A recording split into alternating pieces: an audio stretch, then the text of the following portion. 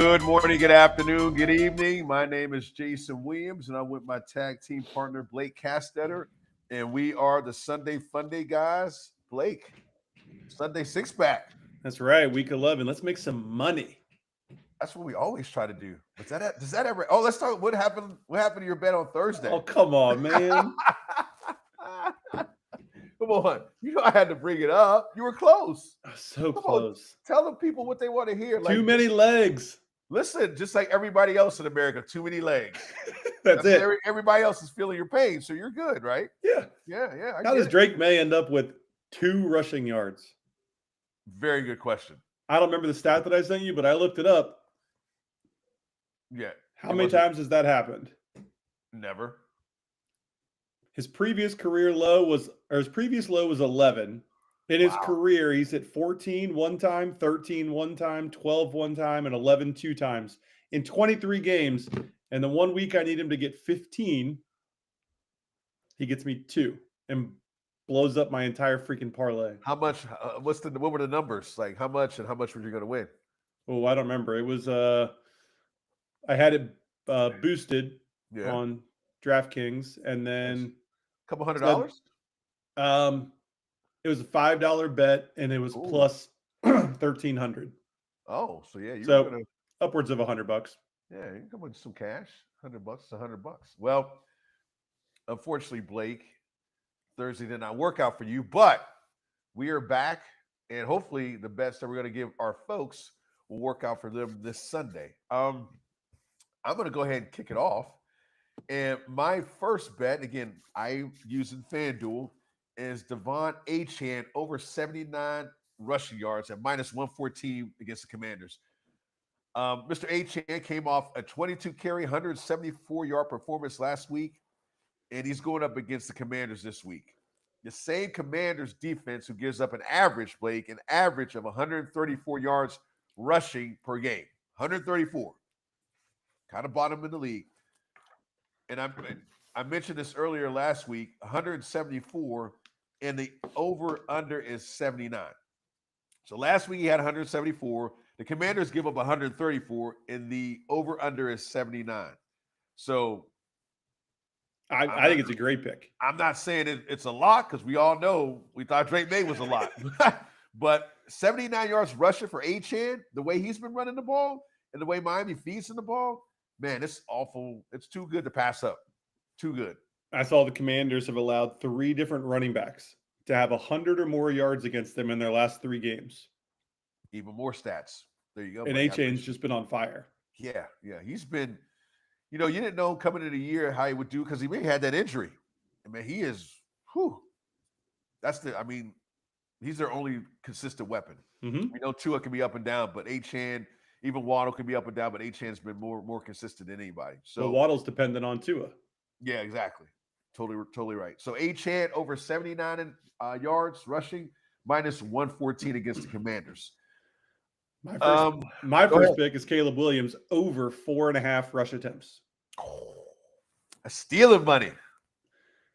Over the past 2 weeks, he's carried the ball 13 times, 5 and 8 against the Giants and the Bengals, right? Over the season, he's averaging 5 attempts per game. He's covered this 4.5 in 6 of 9 games this year. And 2 of the 3 he didn't cover, he carried it 4 times. So half a carry under, right?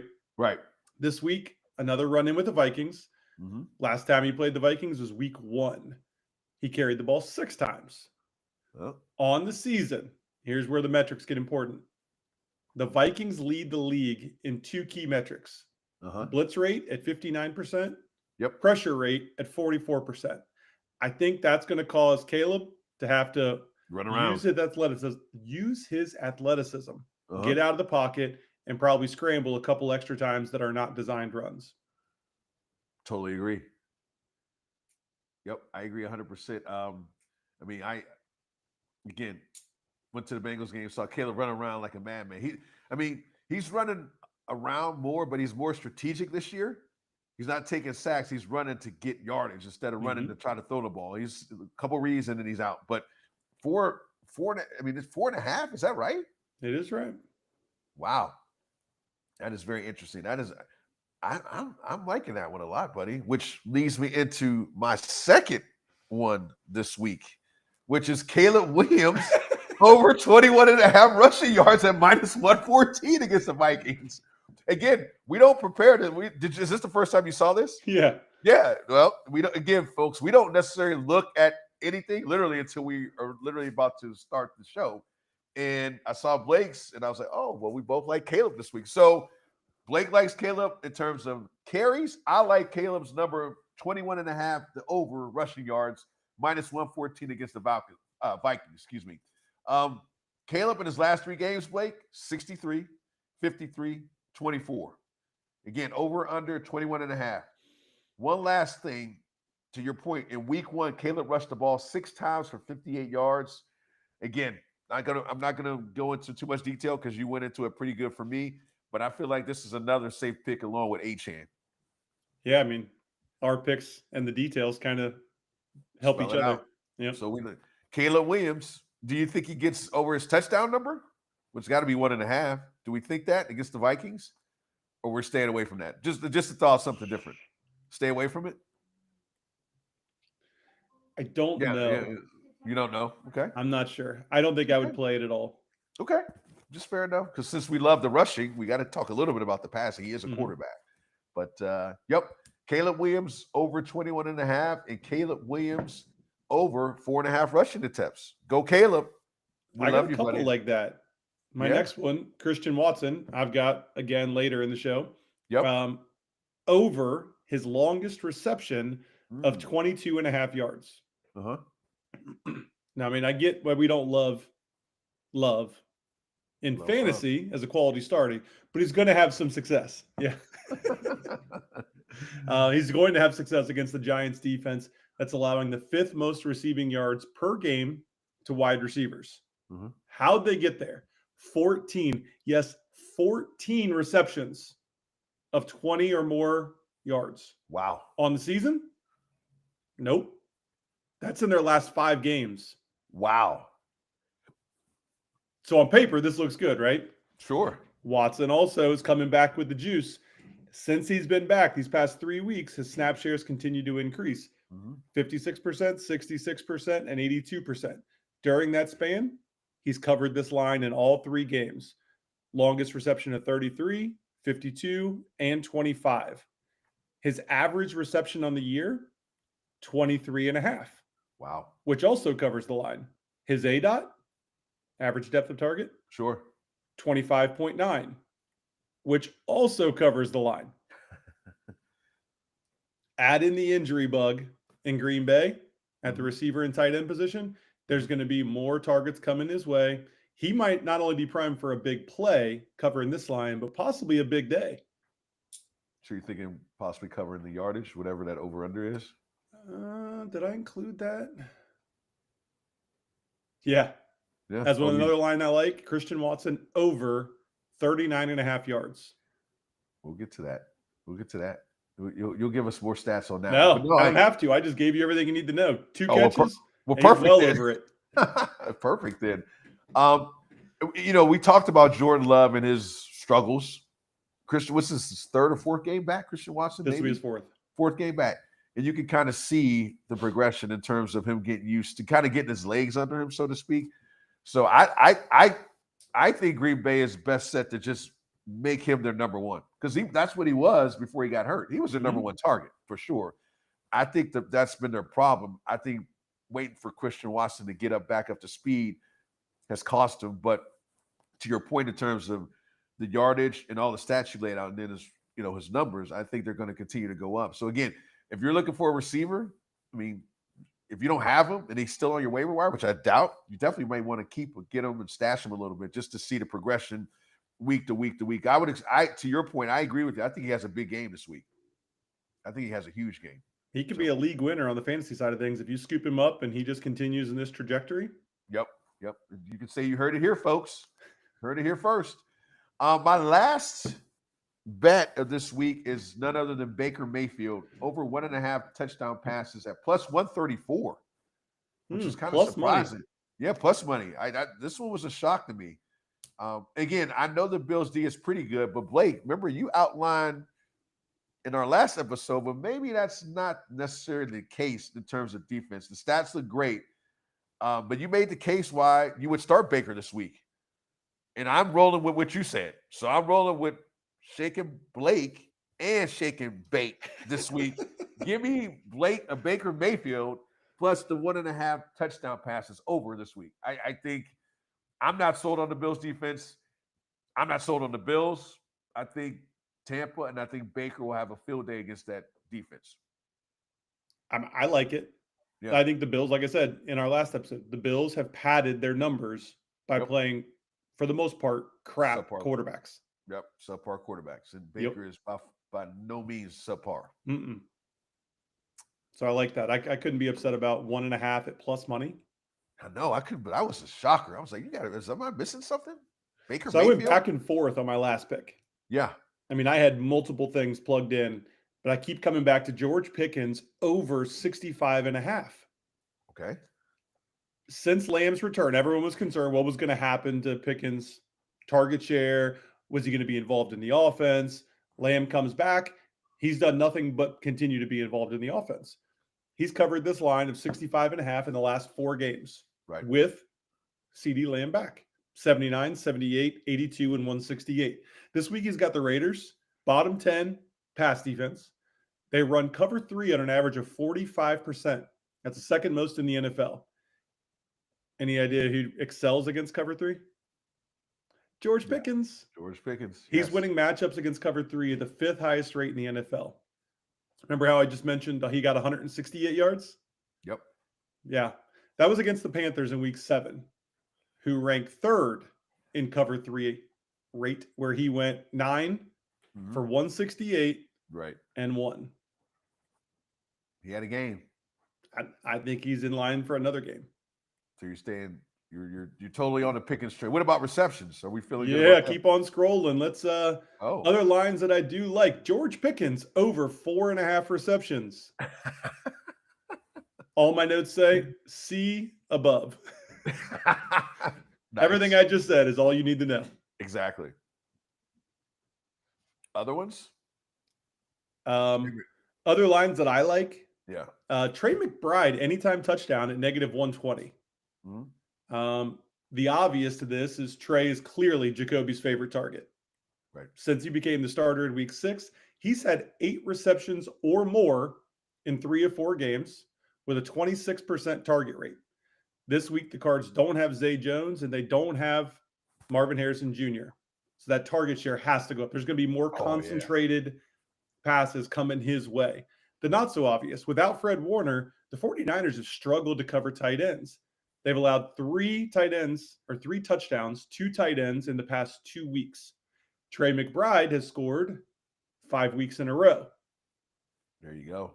Put those 2 together. I like that line. I also like Justin Jefferson over 71.5 receiving yards.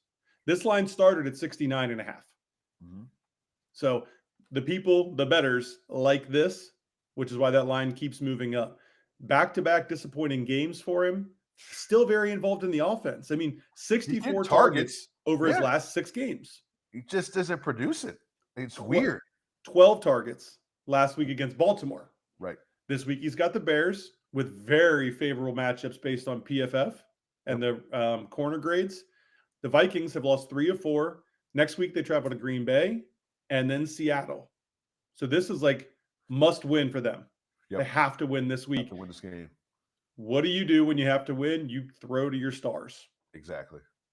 JJ McCarthy needs to get him the ball. Yeah. 71 just seems low. 69.5 seemed, I don't know the last time we saw Justin Jefferson with a line under 70. I was going to say very rare that he's under 70. Yeah. Yeah. Yep. So those are the additional lines that I like. All right. I like them, buddy. You got a college bet for us? I do. Maybe we put that into a parlay. Maybe. We'll see. Got to count the number of legs. I continue to put too many in every time for some reason. Don't we all? Don't we all? Yeah, it's bonus college bet time. 4-2 against the spread. Bearcats, you're done. Never going back to you again. Clearly, Vegas knew something we did not know, and they got smoked. But anyway, we're moving forward. So my pick this week is Georgia, number 5 Georgia versus number 5 Texas. in Athens, and Georgia is favored by 6.5 points. So this is going to be the best game of the weekend. It's an SEC game, top 10 matchup, all the makings of another SEC classic. Texas has Arch Manning, and the Georgia Bulldogs have Kirby Smart, who have been a perennial powerhouse in college football for the last decade, Blake. Since the teams are in the same conference, we're going to compare common opponents. That would make sense, right? Common opponents, see how they did. So Texas, Kentucky, they won 16-13 overtime. They beat Florida at Florida. They lost to Florida 29-21, and they beat Mississippi State at Mississippi State 45-38 in overtime. Georgia beat Kentucky 35-14. Florida on a neutral site, and that's a rivalry game, 24-21. And at Mississippi State, 41-21. So there's your common opponents. Texas is 2-2 on the road this year, lost to Ohio State and Florida. Their 2 wins against Kentucky and Mississippi State were both in overtime. Whew. Yeah. So will Texas finally get a solid road win, or will Georgia get its 7th win in a row? The key to this game is simple. Arch Manning and the Texas offense, can they move the ball consistently against the Georgia defense, which hasn't been as good as they normally have, but still pretty good? I say no. Give me the Dogs and give me the 6.5-point spread this week against the Longhorns. I don't believe in Texas. I think they're fake. I'm not sold on Arch Manning. He will not go into the draft this year. He needs to stay another year. He is not ready for the NFL. Could they prove me wrong, Texas? They could. They did it against Oklahoma, but I am taking the Bulldogs and the minus 6.5 points to cover against Texas this week. I am not sold on the Texas Longhorns at all. I haven't been either from the start of the season. Ever since that first game. Yeah. Oh. Now they're coming off. I will say they're coming off a bye. That could help, but we're going to find out a lot about Texas. Can they even hang with Georgia? Because Georgia's been putting up some points at a pretty good clip. So we will see. It should be a good game, though. But I think Georgia covers in the end. All right. That's the bonus bet. We have a couple late-lates. I like your late picks. These are good. You know what? I was going to do yours, but you took it. You took the one of your Chris Rodriguez. I was going to do that, but you took it. The late. Oh. Yeah. Did I plug that in there? You did plug it in there. I thought you did. Oh, did I plug that in there? I don't even remember. I did this 2 nights ago. So I think that was you, brother. Okay, well, that was me then. Both. Okay, well, good. See, I don't even know half the stuff I do, man. I'm so on it. But yeah, right. Chris Rodriguez. I like him only because JCM has not done well over the last couple games. I mean, he's been terrible. So he's been up, he's been down, he's been up. Everybody's like, okay, we should draft this guy. We shouldn't draft. At this point, just cut your losses. I think Chris Rodriguez is now the main guy. And that's what the Commanders have said. They want to get him involved more. And this muddy backfield is starting to kind of clear up a little bit, but it'll probably become muddy again. It's a flyer, kind of somewhat to speak. But if you need a running back this time of year, why not? I mean, that's what the late-lates are all about. These are sleeper picks.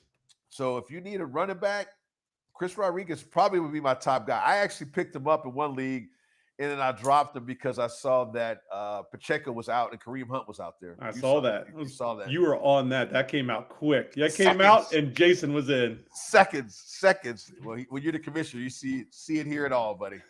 My last late is Sean Tucker, and it's been weird. Bucky Irvin it's a mystery. Like, he hasn't played in about a month, and nobody knows when he's coming back.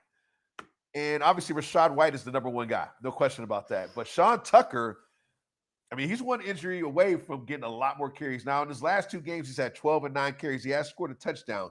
Not a really lot of production. But, again, if you're looking for some type of flex play, if you got some guys hurt, it's really not a bad option, or a guy that you might want to stash until Bucky Irvin comes back, which I don't know about you, Blake. I haven't heard anything about Bucky in terms of when he'll be back. I mean, I saw he returned to practice in a limited fashion this week. But now he did that last week. Did he? Yeah, he did that last week. So who knows when he's coming back? And I don't know. Have they disclosed what kind of injury it is? I thought he had a foot and a shoulder. Okay, well then injuries, plural. Yeah. So I do like the Sean Tucker pickup. And Rachaad White is technically the RB1. Yep. He hasn't done shit. He has sucked. Like, if you can get a player that's going to get 9 touches off the waiver wire at this point in the year, I run it back. that's what I'm saying. Yeah. 9 touches a game. Sean Tucker, he's very athletic. Yeah, it's gold. It's gold. So those are the lates this week. Chris Rodriguez and Sean Tucker. Cool. You have anything else, my man? No, That's it. That's it. That's it. All right. Well, there you have it, Fanatics. Our Sunday 6-pack for week 11. Good luck and have yourselves a great Sunday fun day. Sunday fun day, guys. Out.